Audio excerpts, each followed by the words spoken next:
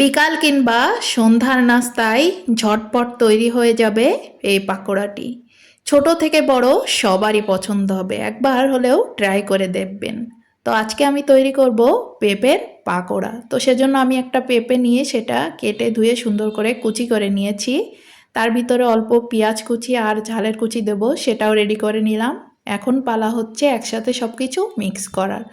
তো পেঁপের সাথে এখন পেঁয়াজ কুচি ঝালের কুচি দিয়ে লবণ হলুদ মশলার সব রকম মশলা আমি অল্প অল্প করে দিয়েছি। তো দিয়ে এখন এটা সুন্দর করে মিক্স করে নেব। তাহলে পেঁপে থেকে অল্প যা পানি বের হবে সেটা দিয়েই বেসন আর চাউলের আটা দিয়েছি, কারণ চাউলের আটা দিলে অনেকটা ক্রিস্পি হবে। তো ফ্রাই প্যানে তেল নিয়ে সেটা গরম হলেই তার ভিতরে আমি সবগুলো দিয়ে দিলাম। এখন এগুলো উল্টো পাল্টা করে বাদামি কালার করে মচমচে করে ভেজে নেব। এটা খেতে যে কি পরিমাণ সুস্বাদু হয়, একবার করলে মুহূর্তেই প্লেট ফাঁকা হয়ে যাবে।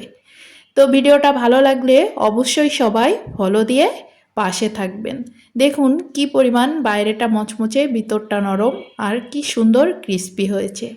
তো দেখা হবে নেক্সট ভিডিওতে। আজকের মতো টাটা, ধন্যবাদ সবাইকে।